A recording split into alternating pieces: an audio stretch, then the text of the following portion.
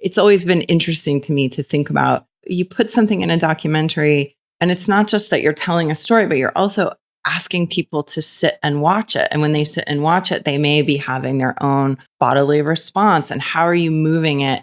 I guess what I'm trying to say is that the documentary as a form to me is sort of the experience of it, and the performance of it starts with all the things that happen in the making and all the way until the experience of the person who watches it.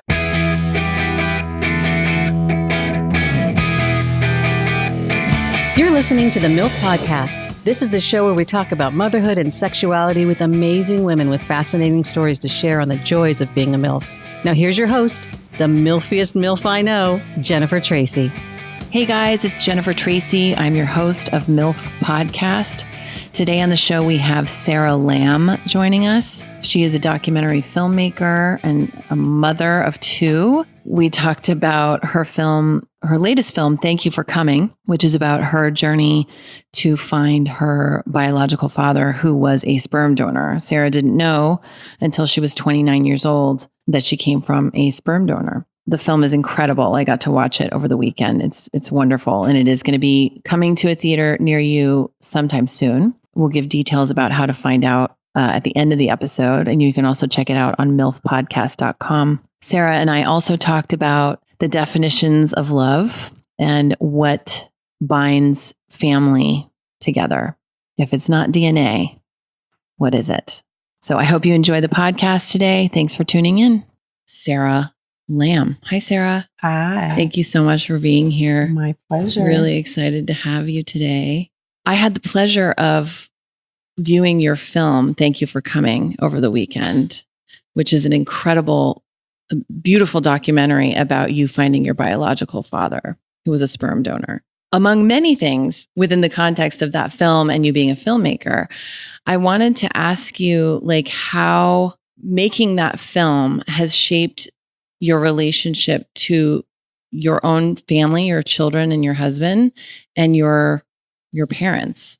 The film sort of starts at the point, well, it tells the story of me finding out that I was conceived by a sperm donor at 29 and then embarking at the age of 40 on the search for finding my bio dad. And I think for that intervening 11 years, from the time I found out till the time that I went looking, I had a kind of internal sense of being afloat in a certain kind of way, that it was what I knew is that anything could happen in the future. I didn't know that my past could change. And so when I found out that I was donor conceived, all of a sudden it was like everything I knew was upside down.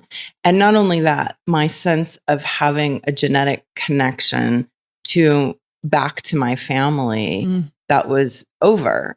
And so I found myself saying, it felt like I was just missing a part of me in a kind of way.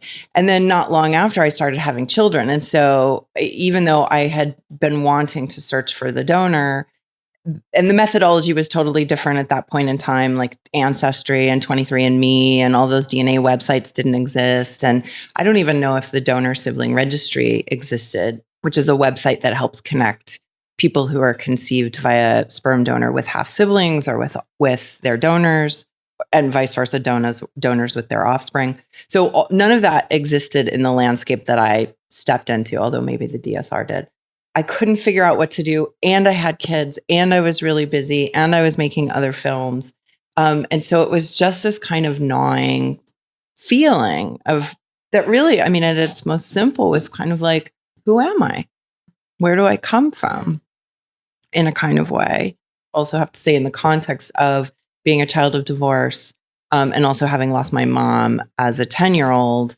So it was a lot of different kinds of sort of familial disruptions in my background that then, as I was like embarking on making my own family, I think became very present in my sort of present day reality. Sure. As these things do when we have children, it seems to bring up our childhood. Yeah. Every step along the way. Yeah, for sure. Within that, and I was going to jump to this later, but now it's perfect timing. There's a moment in your film where you confront your father, the father that raised you, who is your father. It's a beautiful moment. And I love that you put it in the film because it's very confrontive. You confront him at his kitchen table about how he defines family. I'm paraphrasing. And he can't really answer. And you press him further and you say, because you left two families. He still couldn't answer. And I'm wondering, what was that like for you on the other side of the lens? Like having that conversation and having the relationship that you now still have with your dad. You're very close. What was that like for you? Well, can we back up and let me ask you, you use the word confront. Talk more about that. Okay, good. Because it's a good question. So, because you didn't let him off the hook is what I'm saying. You didn't let him just kind of give the answer he was giving. Which was, I don't know, family is family, or it just is what it is. You wanted a deeper answer, and you wanted it. I felt watching the film that you wanted an answer as to why did you leave? And why did you leave twice? And what does that mean for you? And what does that say about what family means for you? And he was very squirmy. He couldn't answer. It's a big question, right? It's a huge question. What do we owe our partners? What do we owe our children? Yeah. Do we owe them? How do we as individuals make sense of our relationships and our vows and our commitment to family? And what does it mean to extricate oneself and to do that multiple times? Yes. I'm still very interested in that. And it's not that I meant to confront him and say, you shouldn't have done this. Right. But talk more about it. Right. And I got that. To be clear, it didn't feel like you were a daughter confronting your father saying, Dad, why'd you do this to me? You were just genuinely, as a documentary filmmaker, making a film about your own history. At the end of the film, and you can help me remember exactly the line, but you say something in voiceover. I don't know what makes a wife no longer a family, but a daughter will always be family.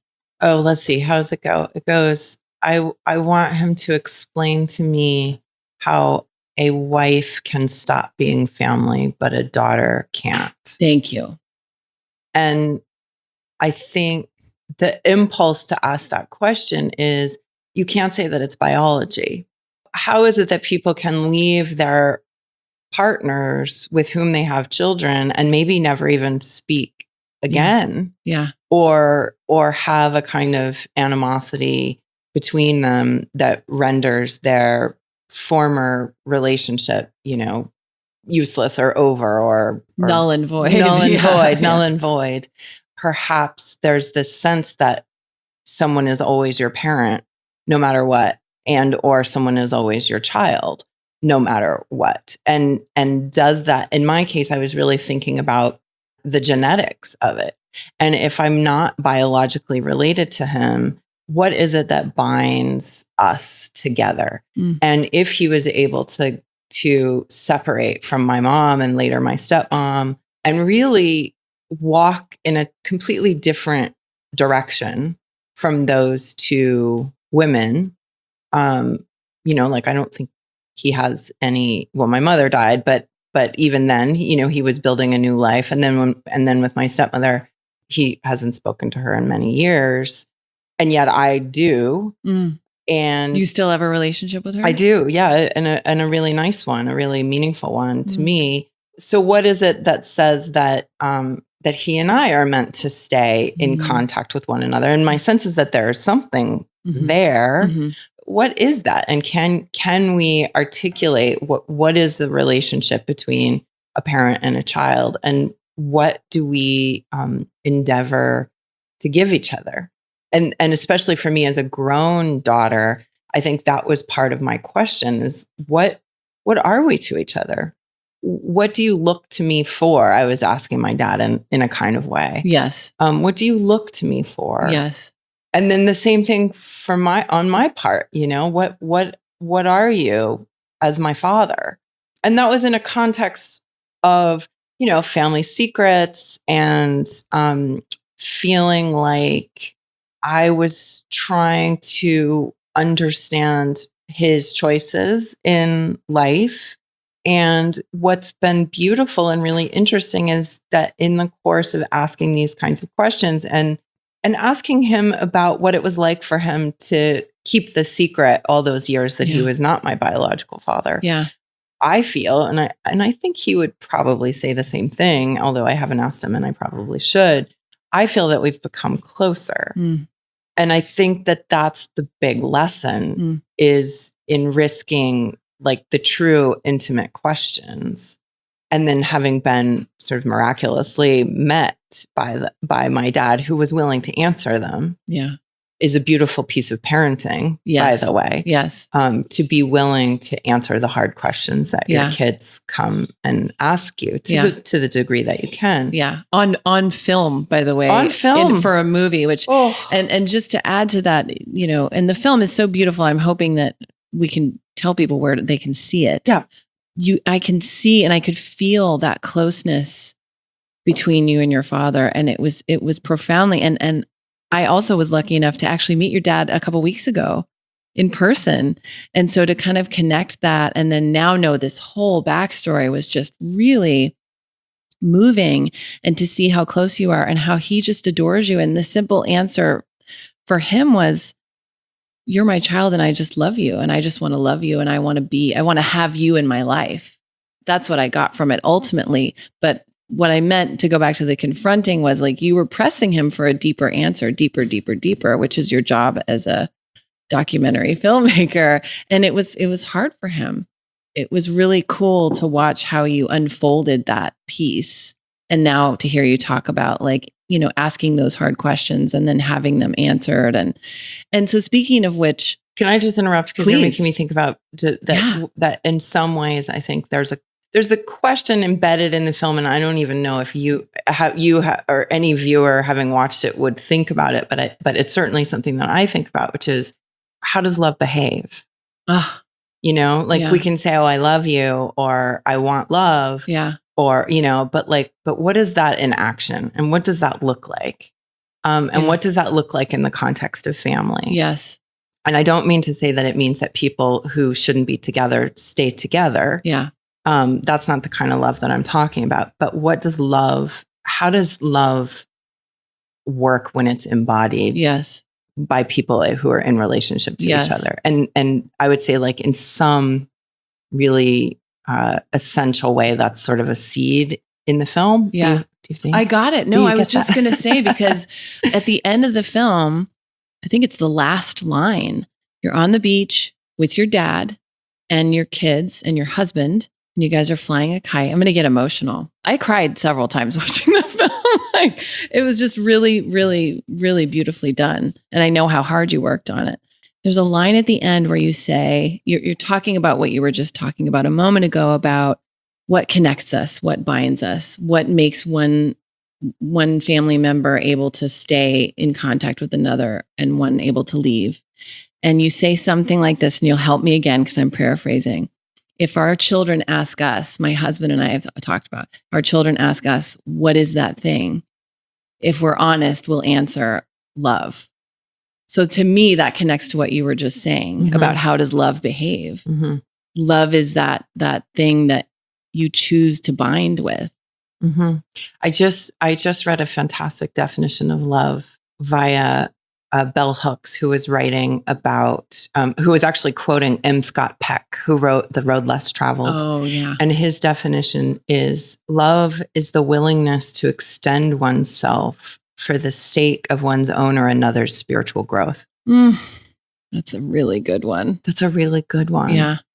And then you could ask yourself, well, what is it to extend oneself? What does that So now let's talk about motherhood.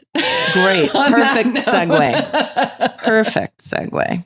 So, and just that quote that you just said, that definition of love, boy, I mean, I know I have felt overextended as a mom, and boy, have I grown spiritually, mainly against my will in some ways, because there's just no choice. It's like I'm being stretched to the max. And yet at the end of the day, it's deepened me, and I'm so grateful to be my son's mom. And I tell him that I'm so lucky I get to be your mom, even though many times I want to pull my hair out. I want it to stop. I want to get off the merry-go-round. And you said something to me, and I'm going to quote you. I was at your house a couple months ago, and you said you were home alone with the kids for a couple weeks. Your husband was out of town on a job. And you said, it's just like being harassed 24 hours a day. Do you remember saying that? It is. I often have this image of like running an obstacle course, and like you can see all the obstacles, and maybe you're like jumping over, and then you're going under, and then you're on your elbows going through the mud. But then there are all these like elves and fairies and other like kind of magical creatures who like also throw these like completely random things in the path as well. So maybe like somebody will shoot an arrow at you, and then if you and then like somebody will drop a dirty diaper in your path, and then somebody will be like throwing up on the brand new carpet that you just got, and then and it's like I sort of think about kids like expand.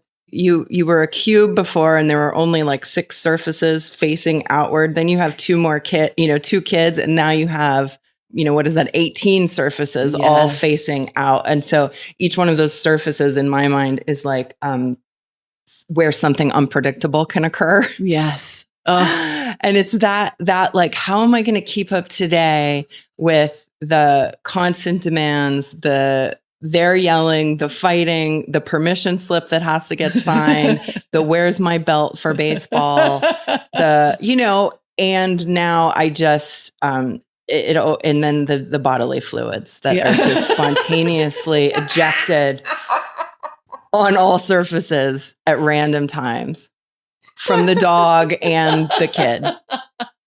Right? It's like, it's really a lot. It's so insane. I don't know how any of us manage. It's so to stay insane. alive. And you try to I have tried to explain it. I know like grown-ups who don't have kids and they can't. No. You can't fathom the insanity of it. The frequent harassment. Yes. That rare time where you can be in a flow state. Yeah. Because it's just like constantly interrupted. Yeah. And I've got to think, I would love to see like the brain scans, I want the science to come and tell us what is happening to our brains. And what would you imagine it would look like if we saw brain scans of like your brain and then your friend who's never had kids? I think it would be really different. And I also want to see the brains of these monks that are like lauded as being like so equanimous, full of equanimity. I want to see what happens if you threw them in a room with a 4-year-old and a 2-year-old. Yeah. Like maybe their nervous systems would lower the nervous systems of the kids. It could be. And that in fact, the kids would really calm down in the presence of a nervous system. It wouldn't even be throw them in a room. It'd be throw them in a house for a month and a half. Yes. Put them in a house. That would be the science experiment that I would like to do. Also a great reality show. Yes. We should make that happen. Oh my God. Right? Tomorrow. Yes. A monk, 2 toddlers, and a dog, and an incontinent dog. Yeah. And like, but he has to do all the stuff that we have to do. All the stuff. Yeah. Get them to school. Yeah. Pack the lunches. I would watch that show. I would watch that show. I would watch that show every day. If it was on a live feed, I would watch it. We wouldn't be doing this right now. We would just be watching it. Oh my gosh, that's perfect. Wow. So, and yet, like, I get to watch you parent because our kids go to school together. There won't be next year, but they went to school together for the last 4 years. And yet what's so fascinating to me is seeing you. I mean, obviously I don't live with you and see you on the day-to-day, but I know a little bit about how you parent, and it's so graceful in that you really have this beautiful allowing for your children to be who they are. And it's very easy, I know for me, like I have to catch myself. For example, my son does not like to be rushed. He was 4 days late coming out of me. In the morning, it's like, don't rush me to get dressed. Do not tell me one more time to get dressed. I'm doing this thing. I don't want to, which is very difficult when you're living in a world where school starts at 8:45. We have to get in the car by this time to go. And so in terms of those kinds of things, I've had to learn to embrace who he is, but also work with the boundary of it. And it would be very easy for me to be punishing or angry and it's hard not to be when I'm just like fried and feeling harassed. And so I don't know if I'm making sense, but like there's this grace that I see you carry of like the way that you parent, and it's evident in your kids. Like they're so authentic in who they are. They're not trying to be anything else. Well, I think we all have our good moments and our bad moments, right? Yeah. I mean, as you're talking about Bloom's getting ready for school, are you saying Bloom's? Or Yeah, are you it's just fine. saying your son? I'm picturing like I have a battle with my daughter about her hair, and it's awful. Like, why can't I just let it be what it is? But it makes me so. What's the battle? I want it to be washed. Oh, mm-hmm. She doesn't like washing it. She doesn't like washing it. Or she washes it and she doesn't rinse the stuff out. So it looks greasy. It makes me so crazy. And then I can remember like I had aunts who would always complain about the way that my hair looked. Interesting. And I hate that I'm replicating this like hair shame, you know? And I also like it in my spine, you know, like it's in my bones where I'm like, you must wash the hair. Now, and I'm coming in with you to wash it. Do you think that's DNA? I don't know. What is it? Just the fact that you're replicating something that you did as a child. She's replicating the behavior, right? Because you didn't wash your hair as a child? No, it was different. It was different. It was Okay. probably different hair issues. Got it. But still the hair obsession. Hair, long and stringy. Yeah. Get it out of your face. Yeah. Wash it. Get it clean. Make it floofy. Yeah. You know, like if some friend of hers came over and had hair that looked exactly the way hers did, I wouldn't think twice about it. Yeah. Right? It's like these things that sort of push, or like the fingernails, like cut the fingernails, please. I can't look at the long, but whatever. Like that's not, and it's hard when you have these like things that, or like sitting at the table and trying to do table manners. And there are moments where I just look across the table at my husband. I'm like, this is so disgusting. Like I can't eat at the table with these people anymore. Like what? Give me one example. It's all, but if I'm not careful, I can make every meal into a hideous experience. Yes, of course. And make it shameful for them and make it feel really like they don't want to come sit down at the table with me. Sure. I mean, I try to be aware of it, but anyway, I'm just saying for all the wins, there are some losses in terms of like my ability to be mindful and spacious and allow them. Yes. I mean, you don't want a kid who like has really bad table manners either, right? So how do you negotiate? Both. Yeah. It's a both and. It's a both and. How do you extend yourself for their growth spiritually and at the table? Oh my gosh. So you grew up in North Carolina, only child. You, then what happened? You graduate high school. Graduated high school, stayed. I grew up in Chapel Hill, North Carolina, stayed there for college, left North Carolina, moved to New York, worked in New York in the fashion industry as a model for a number of years. Right. Someone just told me, I didn't know this bit of trivia, but that you were a J. Crew model. Is that real? Is that true? It's true. That's so cool. That's true. Why do you roll your eyes at it? I don't know.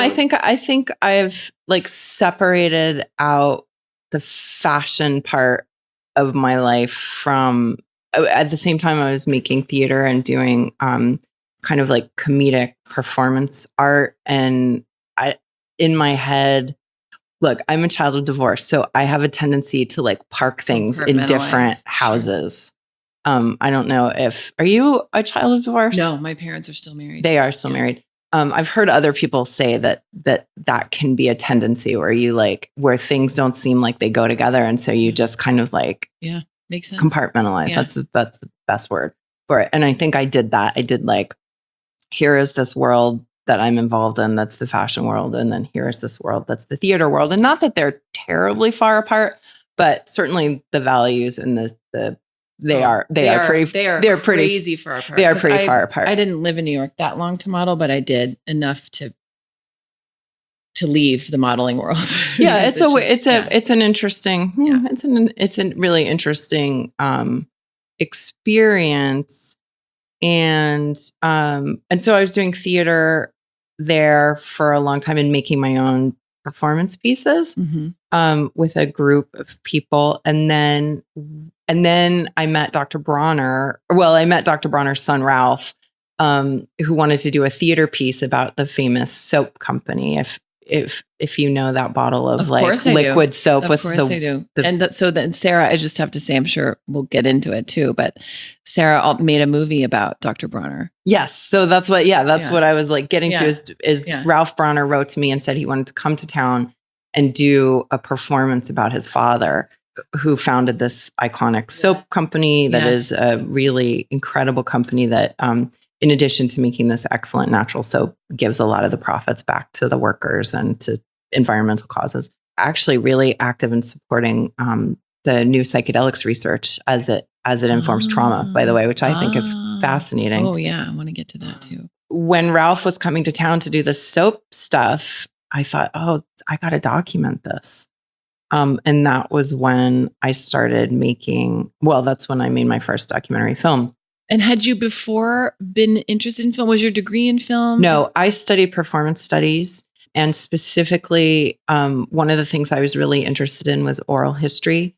So what I was doing early on was interviews with people that then I would stage in various ways, sometimes in more abstract ways and sometimes in more direct ways. So there's a way in which documentary is a kind of outgrowth of it. Yeah. And actually, if I think about what I learned in fashion, it was more about the visual side of life. Right. And so maybe those did inform each other in a certain kind of way that I wasn't aware of at the time. Yeah. And I think I've always sort of thought about documentary as a kind of performative experience, which is to say that in setting out to make a film and then offering it up for people to watch, you're creating a kind of set of meaningful actions. Yeah. If that makes, I'm going to get like too nerdy about performance. But to perform something is to do something, right? And then it also may have a kind of sense of a ritual act embedded in it. And it's always been interesting to me to think about, you put something in a documentary and it's not just that you're telling a story, but you're also asking people to sit and watch it. And when they sit and watch it, they may be having their own bodily response. And how are you moving it? I guess what I'm trying to say is that the documentary as a form to me is sort of the experience of it, and the performance of it starts with all the things that happen in the making and all the way until the experience of the person who watching it. Yeah. So not thinking of any of that as separate or outside of the project itself. Yeah. That's a long way of talking about. I love it. That. But that's sort of how I think of it. And so that was your first experience, the Dr. That was Bronner? my first experience. I sort of have always thought of it as like my film school. I'm sure. How did you just pick up and say, I'm going to do this. I'm going to learn how to do it. I'm going to self-teach. I did. And it was crazy. And it took a long time. And it was, I mean, the film is imperfect but I like it just fine. And people still watch it because people still buy the soap and pick up the soap bottle amazing. And go like, what is this? It's a film that you made, that you did. I mean, you made something. I made something feel like with no idea what I was doing at all. And I feel good about that. And how old were you when that movie came out? I started it in my 20s. And in fact, it was in the movie theaters the week after Juno was born. Oh, wow. And so I gave birth. I couldn't, you know what happened? It was kind of amazing. I was in labor a day that Rachel Maddow was on Air America at that time. And she interviewed me about the soap and about the film. And it was premiering in New York, but I couldn't go because I was in California and I was pregnant, very, very pregnant. And that day she interviewed me, and then I went into labor, had the baby, and a week later, brought the baby in her little carrier with a blanket over her so people wouldn't get their germs all over her to the LA premiere of the film. there it began, right? Like the struggle of like wanting to just be with the kid, but having these emails and trying to get things done and trying to be professional, but really wanting to be with the kid, but not wanting to just be with the kid and needing to make my professional, creative stuff work. I mean, from the very beginning, it was right there. Like the premiere like collided with the birth. Yeah. It was like, I can look back now and just like, oh my gosh, it all happened at the exact same time. And so there was no spaciousness for either. I was not able to fully enjoy either one of those experiences. Mm-hmm. It just was a mishmash. Yeah. And how was it for you the first few years of her life before your son was born? Obi was born when she was 2. So it wasn't very long. It wasn't very long. I got through like the release of the Dr. Bronner film, and then was kind of like feeling like, what's going to happen next? Right. What am I going to do? And I remember I did this project where now you look back and I think there's a lot of this now, but then it was different. It was a different time, but I decided I was going to write like a 1-line story every day. And it was the only thing that I could do, basically. And I called them the events, and they were things that were actually happening in my day to day. So I had to like pick the event of the day, the highlight of the day, and write it in one sentence. Wow. Can you give me a sample? I don't have, I can't think of them. I can send you one, but I did it, and my intention was to do it for a year, and I did it for probably 9 months. Wow. And then I got pregnant with my second kid. Yeah. And it all went to shit. I remember like the last event I did was like going to pick up the pregnancy test. And there was like a guy in the parking lot who looked dead, like a homeless person who looked dead. Were you at this Rite Aid at Sunset in Fairfax? Exactly. Exactly. And that was like the last one that I wrote. And then it was like morning sickness hit, and just the struggle of like the holy shit, I'm pregnant. With a toddler.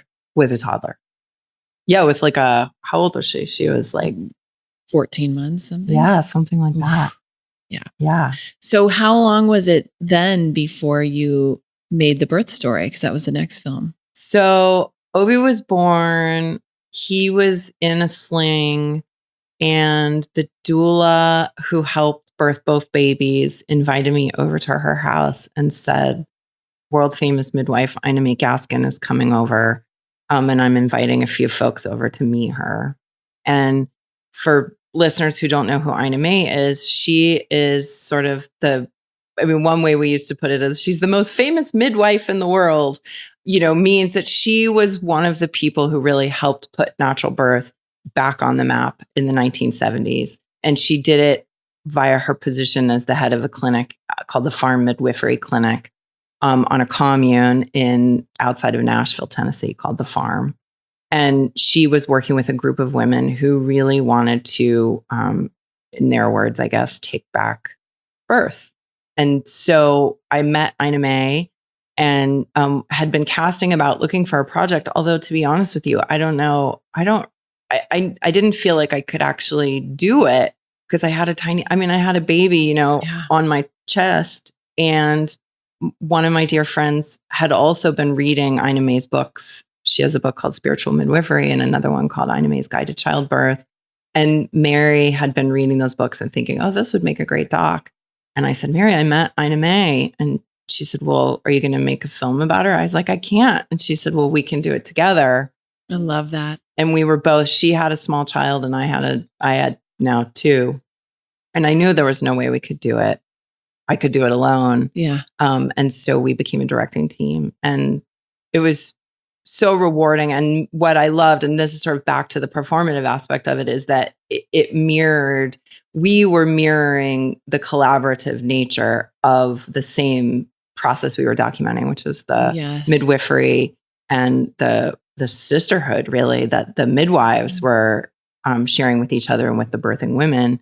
And there was one point where one of the midwives was watching Mary and me as we were swapping equipment and, working sort of together, sort of silently and in sync. And she said, "Oh, you guys are just like midwives." And that was there's just a completely great and very deep bonding experience. And I used to say, because the topic came up a lot about motherhood, how do you make a film? How do you make a documentary film as a mother with young kids? And it was always very clear to me that we're stronger together than apart. And that the collaborative working together meant that, when her kid was puking, I could pull up the slack, and then vice versa. And we had each other's backs, We understood what we were up against as moms. I've always been a big advocate of mothers sort of joining forces. Yeah. There's a way in which sort of 2 moms equals 20 women. 20. I was going to say one regular person out in the world. You're right. Plus, actually, you're right. I'm sorry. No, and with like a bonus sort of superhero halo around them, maybe. Yes. But you know what I mean? It's it's all the demands that are placed on you. If you have somebody else in the trenches with you, it's a lot easier. Not to mention you can laugh and cry and cry and laugh. Yes. You're stranded on the same island, as it were. Well, and also it's so isolating. I mean, before the recording, we were talking about New York versus LA, because you guys are relocating back to New York and community. And the fact is, my experience and the experience of many moms that I've talked to is it is damn isolating. Yeah. From the start. Yeah. I don't think it's meant to be that way. I think it should just be different. We should have, a huge commune like birth story where it's like, okay, you birthed this child. Now you rest. We're going to make sure it eats, switch around. I'll cook the food. You do this. Now you change the diaper. But that was not my experience. I was alone with a newborn for years until he was, and the isolation is what really made me feel like I was losing my mind. Mm-hmm. I remember a friend of mine giving me a book around that same time period. I think it's called Parenting and Primates. That basically talks about what you're talking about from the lens of whatever primates they were looking at. Yeah. What they found is that when the whatever primate it was alone, the mother was alone with the children, her well-being and the children's well-being went way down. Yeah. And I remember just always thinking like, oh my gosh, this doesn't work for the monkeys. Why is it going to work for us? My experience was fairly similar. Yeah. I remember there was a woman who lived nearby and she had older kids. And I just remember saying to her, like, can I just bring my baby over like around 4:30, 5 o'clock and just like sit? Those hours were always the worst. Yeah. That kind of like afternoon. Between the nap and the into nighttime. twilight. Yeah. So hard. That was the hardest. Yeah. And I remember I kept reading sleep books over and over again, like thinking I would find an answer. And looking back, and when I say sleep books, I mean books to help regulate the baby's sleep or get him. My son was a fine sleeper. He would sleep. He took great naps. He would sleep all through the night. After the first few months, he didn't, but he was fine. But I think I was looking for the answer to my isolation and the pain of my isolation to the sleep books, because I thought, I'm doing it wrong. If I can get him to sleep better, then I'll feel better. Maybe I'll sleep. Part of the problem was I wasn't sleeping. People said, and I've shared this before on the show, like people said, sleep while the baby's sleeping. And I couldn't, because I would pop awake when he would put him down, because it was like, oh, now I can do da-da-da-da-da. I know they say sleep when the baby's sleeping, and you're like, and give up my only free time. Yeah. You're married. How does this, and you're also married to a man who is an artist and a filmmaker as well. Mm-hmm. So he lives that fluctuating schedule life, that traveling life. Like, how do you guys make that work? I think it's hard. It's a challenge. Over the years, I think one of the things that's helped the most is that the kids have gotten older. And so traveling is less of a burden on all of us, meaning we can travel as a group, which we couldn't do very easily before. Also, one of us, either him or now me, can leave, and the person at home doesn't feel like it's just like an impossible task. Like they're drowning. Yeah. Because that was the hard part. I mean, that was the hard part for years, is that if he would go out of town, and then I would really feel like I just couldn't, you have to get your systems put into place, make sure that you have a lot of it came down to food for me, like making sure that I had easy ways to get healthy food. So now I'm in a place where when he goes out of town for 2 or 3 weeks, I go right to like the deli counter and get like a bunch of healthy salads and some juices, and like just take the pressure off to have to come up with. Yes. I mean, I think food, nurturing myself with like some vegetables that, is a big, or going and getting a bunch of soups. Yeah. And just being like, okay, I'm eating soup. Yeah. Because otherwise it's so easy to just neglect. I mean, I remember you're saying that. I remember when my son was little, I think I would eat like a Trader Joe's frozen mac and cheese once a day. And I remember doing that for like 14 days. That's all I ate. I just wasn't eating. I just wasn't. I know. And just like cheese sticks. Like, I'll have another mozzarella cheese stick. And just not thinking, because I just couldn't get and they don't want to eat what you want to eat anyway, right? So it's like, sure, you can make a delicious kale salad, but like they're not going to. You're going to make that for yourself. Yeah. Like, what is next for you, creatively speaking? We're just at the beginning of the Thank You for Coming distribution process. So this fall, it will be out in various capacities. And I think I'm actually going to be doing something kind of similar to what you're doing, Jennifer, which is hosting a series of conversations, all of which have to do with genealogy, sperm donors, egg donors, assisted reproduction, people who are late discovery adoptees, all people who are trying to make sense of new information as it relates to their family lives, talking to people who have donated sperm, people, looking at the issue from a lot of different angles. But I'm wondering if I actually want you to promote that, because it's not up and running yet, but I guess you can. Here's what I'm working on. I'm fleshing out all the bonus materials that have to do with Thank You for Coming. And so putting together all the bonus scenes, and also having these additional conversations with people, with scholars. There's a great woman who I met at Yale Medical School, who is a medical historian, who's going to give us some context for egg donation and sperm donation and DNA testing, all that stuff, meeting some super interesting people, and having more honest conversations about family and the changing look of family today. I mean, there are a lot of people doing a lot of new things in terms of the way that they're creating families and living with children. Yeah. There's some stuff, like I read this article about families in Canada where people who don't know each other are getting together, not to date, but to have children. Wow. Interesting. So platonic parenting arrangements. Wow. Uh-huh. That's another reality show I'd like to watch. I know, right? Well, it's an interesting time. Yeah. It's an interesting time, and people are tuning into the idea that maybe kids want to know who they're biologically related to. Sure.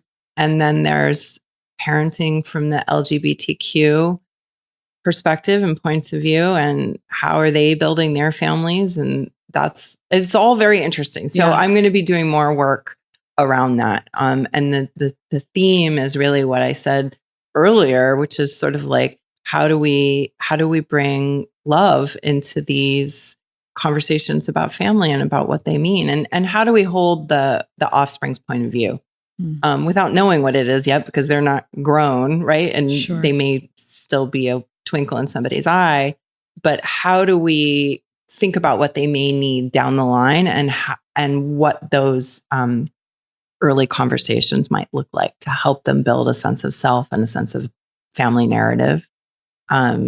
That's what I'm going to be working on in the fall. Wow, that's so exciting. Was that that was a long? It was perfect. It was perfection. Okay. And do you have a name for your podcast yet? Well, it'll be called Thank You for Coming.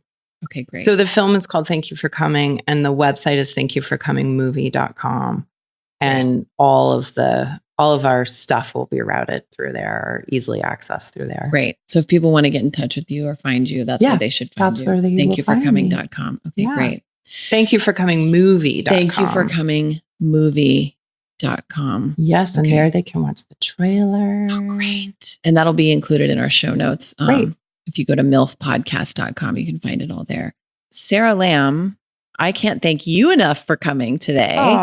This has been such a pleasure. And we're now at the time where every episode I ask my guests 3 questions, and then I have a little lightning round of questions that you have to answer rapid fire. I couldn't think of the term. The first of 3 questions is, what do you think about when you hear the word MILF? I think about you, Jennifer. Stop. Best answer ever. Okay. What's something you've changed your mind about recently? This is very shallow, but I decided to wear these pants after having hated them for a really long time. What made you change your mind? I'm packing up all my stuff to move to New York, and I just thought I have to wear these clothes or else I'm going to throw them away or give them away. And if I don't put them on and feel good about them, I'm going to get rid of them. But that's a little bit of a stretch. So you put something on and then you try to feel good in it. And you're like, this isn't so bad. These pants are great. Yeah. I love it. How do you define success? I think ultimately it has to do with a sense of well-being, a sense of connectedness with people and other sentient beings around me, and a sense of doing meaningful work. Yeah. And that's shifted from a long time ago. Where I might have had ideas of, success equals a page about me and my work in the New York Times, which is always sort of it's still at this day, it's like, oh, the New York Times, if they say you're great, then you're great. Yeah. That's totally shifted now. Yeah. Do I feel well, and am I able to contribute to the well-being of the people around me? Awesome. All right. You ready for some silliness? Oh my gosh. Silly questions. Wait. Okay.